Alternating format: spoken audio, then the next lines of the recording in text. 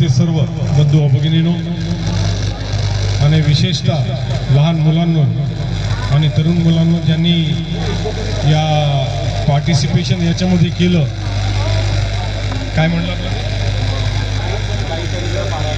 हां, साई चरित्र पारायण इंग्लिश आणि मराठीमध्ये म्हणणारे सर्व मुलांना मनापासून अभिनंदन.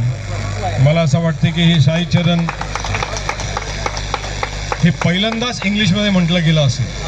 मी तर आजपर्यंत कधी कुठेही ऐकलं नाही की असं इंग्लिशमध्ये पारायण कधी म्हटलं गेलेलं आहे. म्हणून या सर्व मुलांना आणि त्यांच्या सगळ्या वडिलांना आणि सर्व मित्रांना खूप खूप शुभेच्छा. आपण दरवर्षी या ठिकाणी दत्त जयंतीच्या निमित्ताने साई भंडाराचं आयोजन करत असतो, पण साईबाबासुद्धा आपल्याशी थोडेसे नाराज झालेले आहेत जगाशी. आणि म्हणून मागील 1.5-2 वर्षापासून हा कोविड जो आहे, तर सर्व देवी देवता मंदिर मस्जिद चर्च गुरुद्वारा हे देवानी स्वतः बंद करून टाकलं की तुम्ही लोक किती पाप करणार आणि मी किती वेळा तुम्हाला माफ करायचं, तुमचे पाप मी किती वेळा धुवायचं. म्हणून मलाही थोडा रेस्ट पाहिजे, जेणेकरून तुमचेही पाप थोडेसे कमी होतील. तुम्हाला घरी कुंडून ठेवतो आणि असा आजार पाठवतो की तुम्ही एवढे भिणार की एकामेकाला बघणार सुद्धा नाही, एकामेकाच्या अंत विधीला सुद्धा जाणार नाही. अशा प्रकारचा हा कोविड परमेश्वरांनी निर्माण केलेला प्रकार आहे. हा मनुष्य निर्माण करू शकत नाही. या कोविडच्या माध्यमातून आपल्याला एवढंच समजून घेतलं पाहिजे की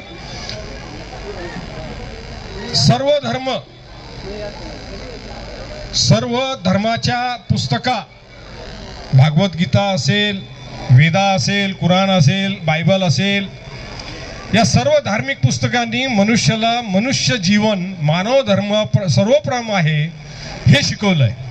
पण मनुष्याने काय केलं, त्याचा विभाजन, मनुष्याचा जातीमध्ये विभाजन, धर्मामध्ये विभाजन, भाषेमध्ये विभाजन, आणि या कोविडमध्ये तर हा कोविडचा सुद्धा विभाजन करण्याचा प्रयत्न मनुष्याने कमी केला नाही. हे तुम्ही आम्ही सगळ्यांनी बघितलेलं आहे.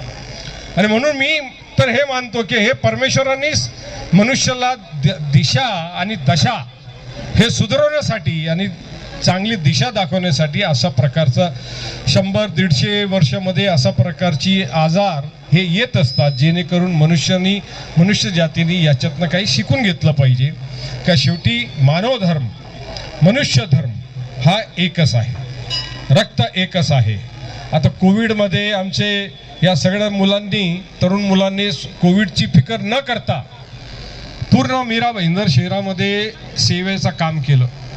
लाखो हजारो लोकांना रात्र जेवण घरामध्ये पोचता केलं, रॅशन पोचता केलं, ब्लड डोनेशन केलं, प्लाझ्माचं डोनेशन केलं. अहो, ब्लड डोनेशन करायला लोक येत नव्हती, पण या सगळ्या आमच्या तरुण मित्रांनी, सर्व तरुण पोरांनी ब्लड डोनेशनचं कॅम्प केलं.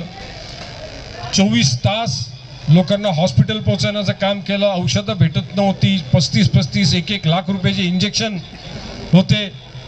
अशा अवघड परिस्थितीमध्ये सुद्धा लोकांनी काम करून खूप मोठी सेवा करण्याचा प्रयास या ठिकाणी आमच्या सगळ्या तरुण मित्रांनी केलेला आहे. तुमच्या सृष्टीमधले बरेच आमचे सगळे तरुण मित्र होते, तर आज जाहीररीत्या त्यांचाही मी या ठिकाणी मनापासून त्यांना धन्यवाद व्यक्त करतो, आभार मानतो. आणि या जे मागील 1.5-2 वर्षामध्ये घडलेलं आहे, याच्यातनं भरपूर काही आपल्याला समाजाला, देशाला, लोकांना, जगाला शिकायला मिळालेलं आहे. आपण साई चरणी हेच प्रार्थना करूया की सर्वांना सद्बुद्धी दे आणि सर्व धर्म समभाव, सर्व धर्मावरती प्रेम करणं, सर्व धर्माचा आधार करणं, हे सगळ्याच्या मनामध्ये ही भावना दे.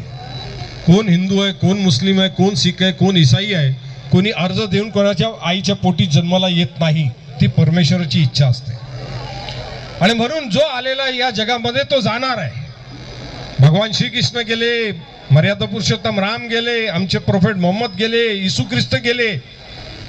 हे सगळे देव आपण त्यांना मानतो, आपण त्यांना प्रोफेट म्हणतो, पैगंबर म्हणतो, संत म्हणतो, महात्मा म्हणतो. पण परमेश्वरांनी काय दाखवलं की हे जरी संत महात्मा होते तरी यांचं या जगातनं जाणं हे निश्चित होता. हे लोकांनी शिकून घेतलं पाहिजे की शेवटी आम्हालाही जायला लागणार आहे. आम्हाला ही आमची ही अंतविधी निघणार आहे, आम्हालाही कब्रस्तानमध्ये जायला लागणार आहे. तर जे जिता जागता आपण एकामेकाशी प्रेम भाव सुख दुःख मध्ये आपण सहभागी होऊ, मला असं वाटते ती खरी दत्त जयंती आहे. आणि ते साईबाबा बसलेले आहेत, आजपर्यंत कोणाला माहित नाही त्यांचा धर्म काय होता, कोणालाच माहित नाही. पण जी प्रार्थना आराधना आणि साईबाबांचा आशीर्वाद प्रत्येकाला लाभतो. साईबाबा आशीर्वाद देताना हे बघत नाही हा ख्रिश्चन आहे की ही बारमध्ये काम करते बाई, का ही कलेक्टर आहे का कमिशनर आहे, की हा कोण आहे, हा चीफ मिनिस्टर आहे. बाबा ते बघत नाही. बाबाच्या दरबारमध्ये जो भावनेने जातो, प्रार्थना करतो, त्यांचा आशीर्वाद मागतो, बाबा सगळ्यांना आशीर्वाद देतो का नाही. तर परमेश्वरांनी असे संत महात्मा बनून हे सुद्धा उदाहरण, जिता जागता उदाहरण आपल्या समोर ठेवलेलं असताना देखील मनुष्य जाती हा भेदभाव करण्यापासून का मागे पडत नाही.